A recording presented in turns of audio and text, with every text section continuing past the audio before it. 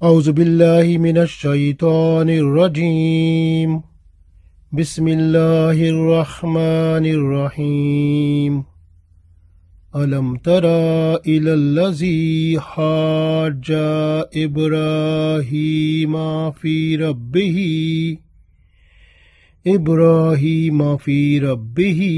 ان آتاہ اللہ الملک اذ قال ابراہیم ربی الذی یحیی ویمیت قال انا احیی وامیت قال ابراہیم فإن اللہ یأتی بالشمس من المشرق فاتی بها من المغرب فبہت الذی کفر واللہ لا یہدی القوم الظالمین۔ عزیز دوستو، السلام علیکم ورحمۃ اللہ وبرکاتہ۔ سورۃ البقرہ آیت نمبر 258 تلاوت کی ہے۔ اس آیت میں اللہ تعالی مکالمہ ارشاد فرما رہے ہیں جو ابراہیم علیہ السلام اور نمرود کے درمیان ہوا تھا۔ تو نمرود نے ابراہیم علیہ السلام سے پوچھا تھا کہ تیرا رب کون ہے؟ تو پھر ابراہیم علیہ السلام نے بتا دیا تھا کہ میرا رب تو اللہ ہے، وہ جو زندہ کرتا ہے اور مارتا ہے۔ تو اس نے بھی کہا تھا کہ میں بھی زندہ کرتا ہوں اور مارتا ہوں۔ اسی طرح پھر ابراہیم علیہ السلام نے جب اس سے کہا کہ میرا رب تو سورج کو مشرق سے نکالتا ہے، تو اسے ذرا مغرب سے نکال کر دکھا، تو لاجواب ہو گیا وہ۔ تو اللہ نے اسے فرمایا یہ ظالم تھا اور اللہ ظالموں کو ہدایت نہیں دیا کرتا۔ پڑھتے ہیں اس کو۔ ارشاد ہوتا ہے علم ترا، کیا آپ نے نہیں دیکھا، الی الذی، اس شخص کو، حاجہ، جس نے حجت کی، جھگڑا کیا، بحث مباحثہ کیا یا تکرار کیا، ابراہیم علیہ السلام کے ساتھ، فی ربہ، اس کے رب کے بارے میں، یعنی ابراہیم علیہ السلام سے اس کے رب کے بارے میں تکرار کرنے لگا، بحث مباحثہ کرنے لگا۔ جس طرح بحث مباحثہ کرتا ہے، بات سوال جواب، اس طرح سے وہ بات کرنے لگا۔ اللہ تعالیٰ نے دیکھیں نمرود کا نام نہیں بتایا، کیونکہ اللہ تعالیٰ جو مشرک ہوتے ہیں وہ اللہ کے دشمن ہیں اور اللہ تعالیٰ ان سے نفرت کرتا ہے، اور اللہ تعالیٰ نے اس کا نام تک نہیں لیا۔ یہ فرمایا کہ علم ترا الی الذی، کیا آپ نے اس شخص کو نہیں دیکھا؟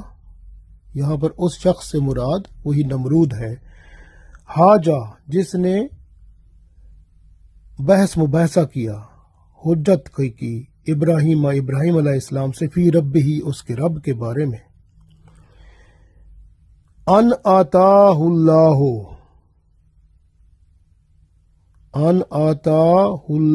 الملک۔ اللہ فرماتا ہے ان، یہ کہ آتاہ اللہ نے عطا کی، ملک کا مطلب بادشاہی، اس کو اللہ نے بادشاہی عطا کر رکھی تھی، یعنی وہ ایسا بندہ تھا جس کو اللہ نے بادشاہت عطا کر رکھی تھی۔ تو اللہ تعالیٰ نے اس پر دیکھیں کتنا کرم کیا تھا، وہ اللہ تعالیٰ نے اسے بادشاہت عطا کر رکھی تھی۔ پیچھے اگر اس کا آپ شجرہ نسب دیکھیں اس کا نمرود کا، تو پیچھے پیغمبروں سے جا ملتا ہے۔ حضرت نوح علیہ السلام کے بیٹا سام تھا، اس کی اولاد میں ساتھ تھا، چوتھے نمبر پر تھا، یعنی چوتھی نسل میں تھا، لیکن گمراہ ہو گیا۔ اس نے کہا میں ہی خود خدا ہوں، رب ہوں۔ ان آتاہ اللہ الملک، اللہ نے اس کو بادشاہت عطا کر رکھی تھی۔ اللہ فرماتا ہے علم ترا الی الذی، کیا آپ نے اس شخص کو دیکھا، حاجہ ابراہیم فی ربہ، جو ابراہیم علیہ السلام کے ساتھ بحث مباحثہ کر رہا تھا، یا جس نے ابراہیم علیہ السلام کے ساتھ بحث میں جھگڑا کیا، ان آتاہ اللہ الملک، جبکہ اس کو اللہ تعالیٰ نے بادشاہت یعنی ملک دے رکھا تھا، اللہ تعالیٰ نے ملک کی بادشاہت اس کو عطا کر رکھی تھی، تو اس کو تو شکر گزار آنا چاہیے تھا، لیکن وہ ابراہیم علیہ السلام کے ساتھ اس کے رب کے بارے میں جھگڑا کرنے لگا۔ کیا کہتا ہے؟ اذ قالا، جب کہا، ابراہیم علیہ السلام نے، یعنی اس نے ابراہیم علیہ السلام سے پوچھا تیرا رب کون ہے، تو پھر اذ قالا، جب کہا ابراہیم علیہ السلام نے، ربی الذی، میرا رب تو وہ ہے، یحیی، جو زندہ کرتا ہے، و یمیت، اور جو موت دیتا ہے، میرا رب تو وہ ہے جو زندہ بھی کرتا ہے اور موت بھی دیتا ہے۔ تو وہ نمرود جو تھا وہ کہنے لگا، کالا، کہا اس نے، آنا، میں، اوہی، میں بھی زندہ کرتا ہوں، وہ امید، اور میں مارتا بھی ہوں، میں بھی موت دے سکتا ہوں، میں بھی زندہ کر لیتا ہوں۔ تو اس نے کیا کیا، دو بندے اپنی جیل سے بلوائے، اور ایک جس پر موت یعنی پھانسی کی سزا ہو چکی تھی اسے چھوڑ دیا، اور جو کہ جس کو چھوڑنا تھا اس کو قتل کر دیا۔ اس نے کہا دیکھو جی، میں بھی تو زندہ بھی کر لیتا ہوں، مار بھی دیتا ہوں، دیکھو میں نے اس کو زندہ چھوڑ دیا، اس کو میں نے مار دیا۔ لیکن وہ بھولا بندہ تھا، اس نے یہ نہیں سمجھا کہ بھئی زندہ کرنے کا مطلب یہ ہوتا ہے کوئی مرا ہوا ہو اس کو زندہ کرے تو پھر پتہ چلتا ہے نا۔ تو ابراہیم علیہ السلام نے بھی اس کی اس بات کو نظر انداز کر دیا، اور پھر ابراہیم علیہ السلام نے اس سے کہا، کالا، کہا ابراہیم علیہ السلام نے، ابراہیم علیہ السلام نے اسے فرمایا، فَإِنَّ اللَّهَ، پس بے شک میرا رب جو ہے، میرا اللہ جو ہے، یاتی، وہ لے آتا ہے، نکالتا ہے، بالشمس سے، سورج کو، من المشرق، مشرق سے، میرا رب تو سورج کو مشرق سے نکال کر لے آتا ہے، فاتی بہا، تو اسے نکال کر لے آ، من المغرب، مغرب سے، تو اسے مغرب سے نکال کر لے آ، فبہت الذی کفر، فبہت الذی، تو پھر وہ جو بہتا کا مطلب ہوتا ہے حیران، ششدر ہو جانا، پریشان ہو جانا، تو وہ تو پریشان ہو گیا۔ کفر کا مطلب ہے پھر منکر جو تھا وہ انکار کرتے ہوئے وہ حیران ہو گیا، پریشان ہو گیا، ششدر ہو گیا، اس کی حالت ہی خراب ہو گئی، اس کو پتہ نہ چلا میں جواب کیا دوں، لاجواب ہو گیا۔ تو یہ حالت اس کی ہو گئی، کیونکہ وہ تو اب جب ابراہیم علیہ السلام نے اسے فرمایا کہ تو اب سورج تو میرا اللہ جو ہے مشرق سے نکالتا ہے، تو اسے مغرب سے نکال کر لا، تو پھر اس کے پاس جواب نہیں تھا، حیران ہو گیا، پریشان ہو گیا وہ۔ تو اللہ فرماتا ہے، واللہ، اور اللہ تعالیٰ، لا یہدی، اللہ ہدایت نہیں دیتا، قوم ظالمین، جو ظالم قوم ہوتے ہیں۔ یہ ظالم آدمی تھا، تو اللہ تعالیٰ نے فرمایا ایسے ظالموں کو اللہ ہدایت نہیں دیتا، لہٰذا اس کے لیے ہدایت لکھی ہی نہیں تھی، تو اللہ تعالیٰ نے اسے ہدایت نہ فرمائی۔ تو یہ اصل میں ایسی صورتحال تھی۔ کچھ لوگ کہتے ہیں کہ یہ جب ابراہیم علیہ السلام کو آگ میں ڈالا گیا تو یہ اس سے پہلے کا واقعہ ہے، اور کچھ تفسیر والے کہتے ہیں کہ یہ اس کے بعد کا واقعہ ہے۔ اب یہ اللہ جانتا ہے کہ یہ بعد کا واقعہ ہے یا پہلے کا واقعہ ہے، لیکن یہ واقعہ ابراہیم علیہ السلام کے ساتھ ہوا تھا۔ یہ ایسا ہوا کہ ایک زمانے میں وہاں پر قحط سالی ہو گئی تھی، اور جو غلہ تھا وہ کسی کے پاس نہیں تھا، اور وہ غلہ یعنی کہ صرف اسی بندے کے پاس تھا جو کہ نمرود تھا۔ لوگ اس کے پاس آتے تھے غلہ لینے کے لیے، اور یہ اس سے پوچھتا تھا کہ تمہارا رب کون ہے، جو اسے کہتا تھا کہ تو ہی ہمارا رب ہے، استغفر اللہ، نعوذ باللہ، تو یہ اس کو غلہ عطا کر دیتا تھا۔ اور جو اس سے کوئی بھی ایسا بندہ نہ آیا جس نے انکار کیا ہو کہ تو ہمارا رب نہیں ہے، اور یہ صرف ابراہیم علیہ السلام تھے، ان کو بھی غلے کی ضرورت تھی، یہ بھی غلہ لینے کے لیے ان کے پاس آئے، تو جب ان سے وہ تکرار کرنے لگا کہ جو ہے نا تیرا رب کون ہے، تو وہ سمجھ رہا تھا کہ یہ یہی کہے گا کہ میرا رب تو ہے، استغفر اللہ، نعوذ باللہ۔ تو ابراہیم علیہ السلام نے کہا کہ میرا رب تو اللہ ہے، اللہ وہ ہے جو زندہ بھی کرتا ہے اور موت بھی دیتا ہے۔ اس وقت اس نے سمجھا نہیں، یا اس کی عقل میں جو آیا اس نے یہی سمجھا کہ جو دو بندے اس نے بلائے وہاں اپنی جیل میں سے، قید خانے سے، ایک جس کو پھانسی کی سزا ہو چکی تھی اور اسے پھانسی دیا جانا تھا، اس نے اس کو چھوڑ دیا۔ اس نے کہا دیکھو جی اس کو تو موت آنی تھی، میں نے اس کی موت ختم کر دی، میں نے اس کو زندہ چھوڑ دیا۔ اور دوسرا بندہ جو کہ جس کو سزا ابھی وہ ختم ہو گئی تھی، اس کو زندہ چھوڑنا تھا، تو اس کو اس نے قتل کرا دیا۔ اس نے کہا دیکھو میں نے اس کو موت دے دی، یہ تو اس کو تو زندہ ابھی چھوڑنا تھا، میں نے اس کو موت دے دی۔ حالانکہ وہ یہ نہیں سمجھا کہ یہ زندہ کرنا اور مارنا یہ ہوتا ہے کہ ایک بندہ جس کا وجود ہی نہیں ہوتا دنیا میں، اللہ تعالیٰ اس کو زندگی عطا کرتا ہے۔ اس کے جو دیکھیں کہ ماں باپ ملتے ہیں تو اس سے بچہ بنتا ہے، تو بچہ ایک نئی زندگی آتی ہے ایک وہ، اور اس کے بعد دیکھیں کہ جب موت آتی ہے کسی کی تو پھر اللہ تعالیٰ موت دے دیتا ہے۔ اور اگر زندہ کرنا اللہ کے لیے آسان ہے کہ اللہ مرے ہوئے کو بھی زندہ کر دیتا ہے، تو یہ کیسے مرے ہوئے کو زندہ کر سکتا تھا؟ تو ابراہیم علیہ السلام نے اس بات کو نظر انداز کیا، اس بات کو آگے انہوں نے اس سے سوال تک نہ کیا کہ تو مردہ کو زندہ کر دے، یہ نہ فرمایا، بلکہ ابراہیم علیہ السلام نے فوراً دوسری دلیل عطا فرمائی جو اللہ تعالیٰ نے ان کے ہاں عطا فرمائی، کیونکہ ابراہیم علیہ السلام کو ہمیشہ جو کچھ بھی ملتا تھا وہ اللہ کی طرف سے عطا ہوتا تھا۔ اور جبرائیل علیہ السلام نے جو ایسے ان کو فرمایا تو انہوں نے فوراً ہی عرض کر دیا اس کو کہ تو ایسا کر، میرا اللہ سورج کو مشرق سے نکالتا ہے، طلوع فرماتا ہے، تو اسے مغرب سے نکال کے لے آ۔ تو پھر وہ اس بات پر جو ہے وہ حیران ہو گیا، ششدر رہ گیا اور وہ لاجواب ہو گیا، تو اس کے پاس بانی نہ پڑا کہ وہ کیا کرے اب۔ تو ایسی صورتحال تھی۔ پھر ابراہیم علیہ السلام کو اس نے غلہ بھی نہ دیا۔ تو ابراہیم علیہ السلام راستے میں جب آ رہے تھے تو انہوں نے راستے میں دیکھا ریت کا ٹیلا تھا، یہ کیونکہ ابراہیم علیہ السلام یہ جو رہتے تھے، یہ جو نمرود بادشاہ تھا، آج کل جو عراق کا شہر کوفہ ہے اس میں تھا، اسی کو کہتے ہیں بابل اور جو بیبلیان جیسے کہتے ہیں، تو یہ اس کا نمرود کا دارالحکومت تھا یہ، تو اس میں یعنی کہ جو آج کل کوفہ ہے اس میں، تو اسی کو جو ہے نا کوفہ میں ہی یہ واقعہ ہوا۔ اور ابراہیم علیہ السلام وہاں جب راستے میں سے جب اس نے انکار کر دیا کہ غلہ نہ دیا، تو ابراہیم علیہ السلام واپس اپنے گھر کو جا رہے تھے، تو اب انہوں نے سوچا کہ گھر والے جب کیا کہیں گے کہ غلہ بھی نہ لایا اور اس طرح بھوک اور گھر میں مسئلہ ہوگا۔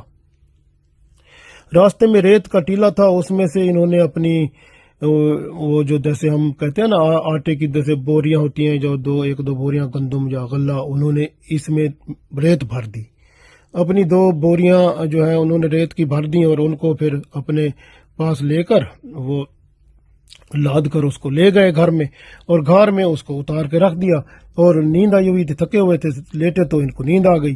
اور بعد میں ان کی بیوی حضرت سارہ رضی اللہ تعالی عنہا نے وہ دیکھا تو انہوں نے اس کو بوریوں کو کھولا، تو اس میں تو بہت پیاری خوشبو والی گندم تھی، اور غلہ تھا بڑا خوبصورت اور بڑا خوشبودار، اور انہوں نے اس کو پیس کر اس کی روٹی بنائی اور ابراہیم علیہ السلام کو اٹھایا، بھئی آپ کھانا تیار ہے، آپ کھانا کھائیں۔ تو وہ حیران ہو گئے، انہوں نے کہا کھانا آیا کہاں سے؟ تو انہوں نے کہا غلہ جو ہے یہ آپ نہیں لائے تھے؟ تو جو انہوں نے کہا کیسے؟ انہوں نے کہا وہ جو بوریاں تھیں اس کے اندر سے تو بہت خوبصورت تھی، دیکھیں نا کتنا خوبصورت غلہ نکلا ہے۔ تو یہ پھر ابراہیم علیہ السلام اللہ کے شکر گزار ہوئے کہ اللہ تعالیٰ نے کتنا کرم فرمایا۔ تو یہ اللہ تعالیٰ نے ابراہیم علیہ السلام پر کرم فرمایا، رحمت فرمائی، تو اللہ تعالیٰ رحمت فرمانے والا ہی ہے۔ تو اس لیے نمرود سرکش تھا، وہ مغرور ہو گیا اور شکر خداوندی بجا لاتا، لیکن وہ شکر خداوندی بجا لانے کے باوجود وہ اللہ کا ناشکرہ بن گیا، حتیٰ کہ کہتے ہیں کہ نمرود نے کوئی بت بھی بنا رکھا تھا، اس کی پوجا کرتا تھا، اور اس کے پاس وہاں بت بہت سارے ہوتے تھے، اور ابراہیم علیہ السلام کا جو چچا تھا جس کو آزر کہتے ہیں، اور قرآن پاک میں اس کو والد کہا جاتا ہے، لیکن والد تو ان کے تارخ تھے، لیکن وہ ابراہیم علیہ السلام کے جو چچا تھے، کیونکہ چچا کو بھی والد کہتے ہوتے ہیں، جو بڑا چچا بڑا انکل ہوتا ہے، تایا جس کو بولتے ہیں، وہ بھی والد کی طرح ہوتا ہے۔ تو اس لیے وہ جو ہے ابراہیم علیہ السلام کے جو چچا تھے وہ ان کے ہاں یہ جو نمرود تھا اس کے پاس بہت بڑے وہ تھے، مشیر بھی تھے، اور ان کی حکومت میں ان کا بڑا رول تھا، اور یہ بت وغیرہ جو بنا کر وہاں ان کے دربار میں رکھے جاتے تھے وہ انہی کا کام تھا، انہی کے پاس محکمہ تھا، تو یہ بت بنا کر وہاں رکھتے تھے۔ اور جب وہ جو ابراہیم علیہ السلام نے بت توڑے تھے تو اس کا مقدمہ بھی آزر ہی لے کر اس کے دربار میں گئے تھے، نمرود کے دربار میں، یعنی اپنے ابراہیم علیہ السلام کے خلاف مقدمہ نمرود کے کورٹ میں یہ آزر نے ہی لکھوایا تھا، آزر ہی لے آیا تھا اس مقدمے کو۔ تو یہ اس طرح کی حالت تھی۔ تو پھر حتیٰ کہ یہ جو تھا، یوں سمجھیں کہ نمرود اتنا زیادہ وہ غرہ تھا اور مغرور تھا، یعنی آپ دیکھیں کہ حتیٰ کہ یہ اللہ تعالیٰ کے خلاف یہ اتنا ہو گیا، کہتا ہے آپ اللہ تعالیٰ آپ اپنی فوج بھیجو، میں بھی اپنی فوج لاتا ہوں، مقابلہ کرتے ہیں، استغفر اللہ نعوذ باللہ۔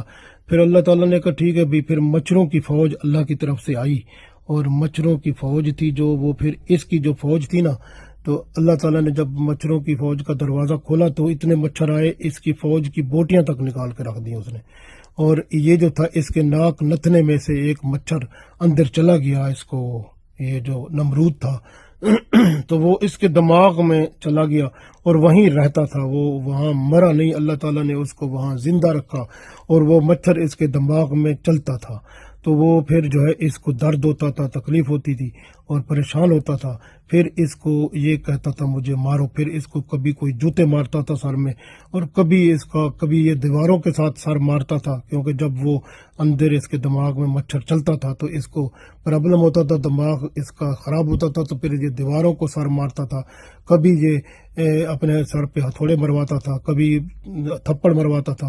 تو اللہ تعالیٰ نے دیکھیں پھر اس کو، یہ اپنے آپ کو خدا سمجھتا تھا، پھر اللہ تعالیٰ نے کیسی سزا اس کو دی۔ تو انہوں نے مخلوق نہیں اس کے اوپر، کوئی پتھر مارتا تھا، کوئی اس کو وہ کیا پتھر کہتے ہیں، وہ یہ جو ہے ہتھوڑے مارتا تھا، کوئی سر کو مارتا تھا تھپڑوں سے، کوئی ہتھوڑے ٹھوڈوں سے کسی طریقے سے، اور کبھی یہ سر کو دیوار پر مارتا تھا، اور کبھی یہ جو ہے زمین کے فرش پر جو ہے جیسے بندہ رینگتا ہے اس طرح رینگ کے اپنے آپ کو، وہ سر کو مار مار کے وہ اس طرح ہوتے ہوئے، یہ رینگتے ہوئے اس طرح کرتے ہوئے یہ مر گیا تھا۔ تو اس کی موت اسی طرح ہوئی تھی۔ یہ تھا نمرود جس نے اپنے آپ کو خدائی کا دعویٰ کیا تھا، اور یہ کہتے ہیں کہ زمین پر اللہ تعالیٰ نے 4 بادشاہ ایسے بھیجے ہیں جن کی حکومت تقریباً تمام زمین پر تھی، تو اس پہ یہ نمرود بھی تھا۔ تو اللہ تعالیٰ نے کیونکہ یہ اپنے آپ کو رب بنا بیٹھا اور استغفر اللہ کا مقابلہ کرنے لگ گیا، تو پھر اللہ تعالیٰ نے پھر اس کو ذلیل و رسوا کر دیا۔ وَتُعِزُّ مَن تَشَاءُ وَتُذِلُّ مَن تَشَاءُ، عزت اور ذلت اللہ کے ہاتھ میں ہے، اللہ جب چاہتا ہے تو کسی کو ذلیل کر دیتا ہے، اور جس کو چاہتا ہے عزت عطا فرما دیتا ہے۔ اور اگر بندہ عزت جس کو عطا فرمائی جائے اور وہ اللہ کے قانون کو اپنی مرضی سے چلانا شروع کر دے تو پھر اس کو بھی ذلت کے دہانے پر لے آتا ہے۔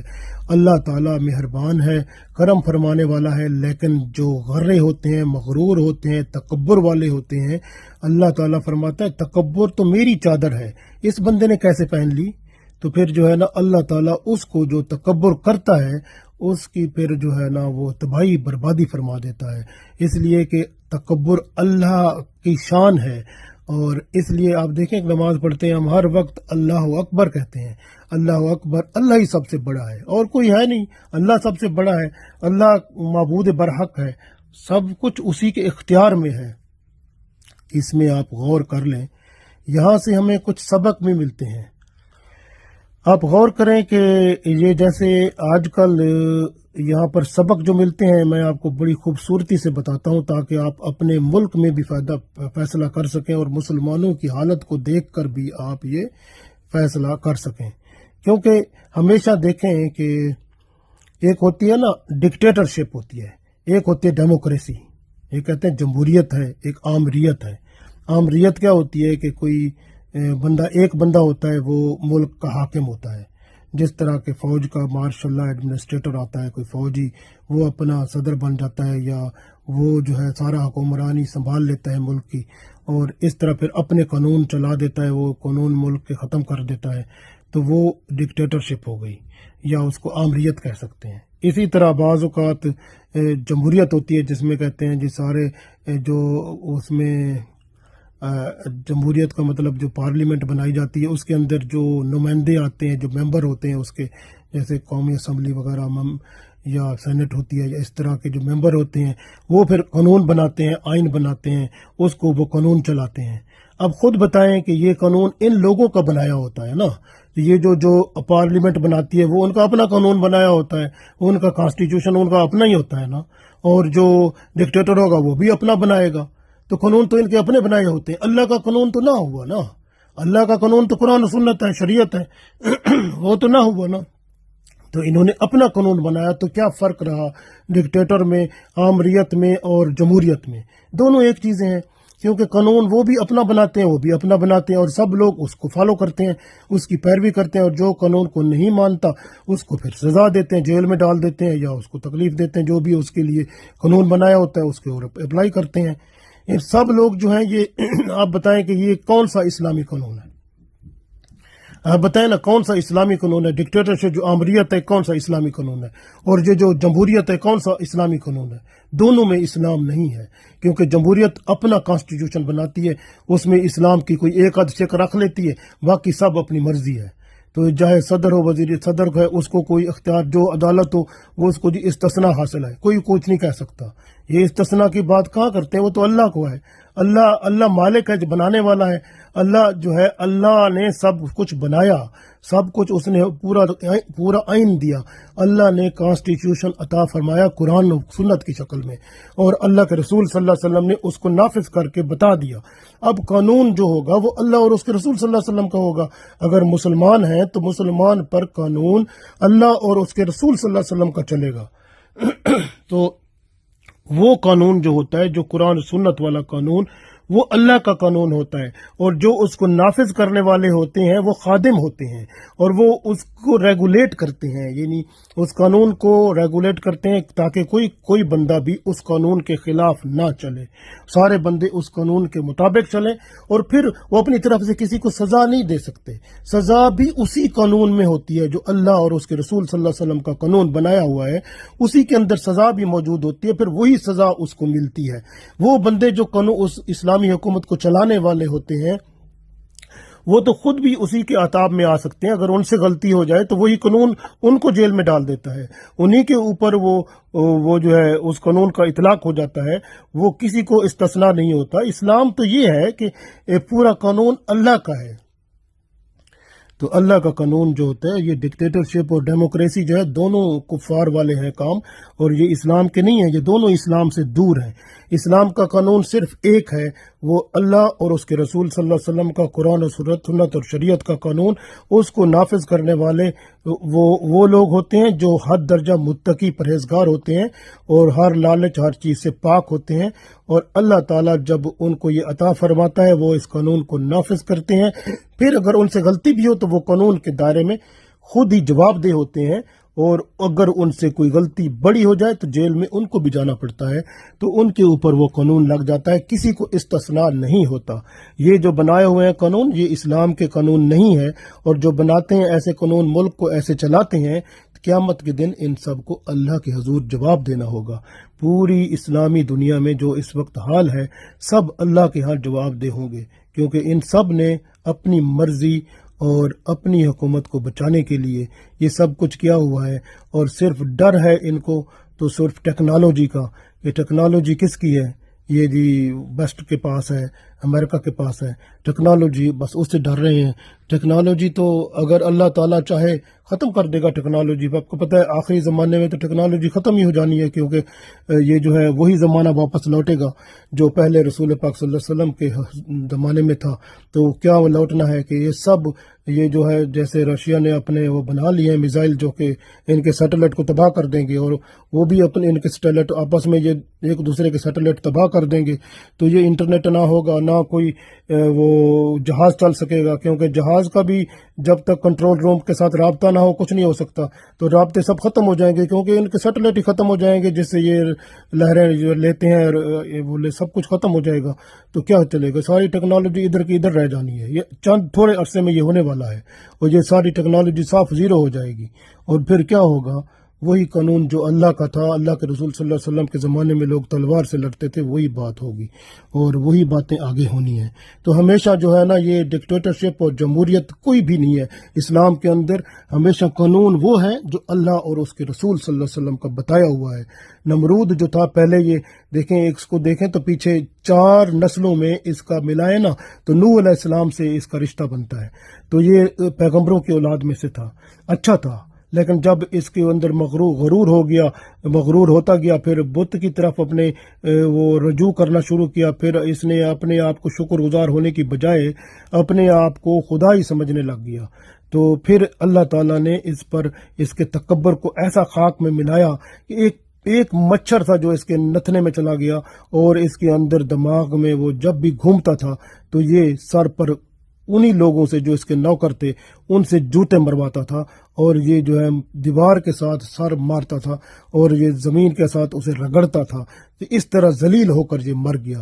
تو اس طرح سے اللہ تعالیٰ نے بتا دیا کہ ہمیشہ جو بھی اللہ کے سامنے اپنے آپ کو تکبر سے بڑائی کر کے سامنے لاتا ہے، اللہ تعالیٰ اس کا ملیہ میٹ کر دیتا ہے. چاہے وہ کوئی بڑی سپر پاور بننے کی کوشش کرتا ہو، چاہے کوئی کسی طرح کی ہو، کوئی سپر پاور نہیں ہوتی. سب سے بڑی پاور اللہ ہے. اور آج کل جمہوریت میں جیسے پاکستان میں کہتے ہیں جی عوام جو ہے طاقت کا سر چشمہ ہے، یہ کفر ہے، شرک ہے. طاقت کا سر چشمہ اللہ ہے. روزانہ آپ پڑھتے ہیں لا حول ولا قوت الا باللہ.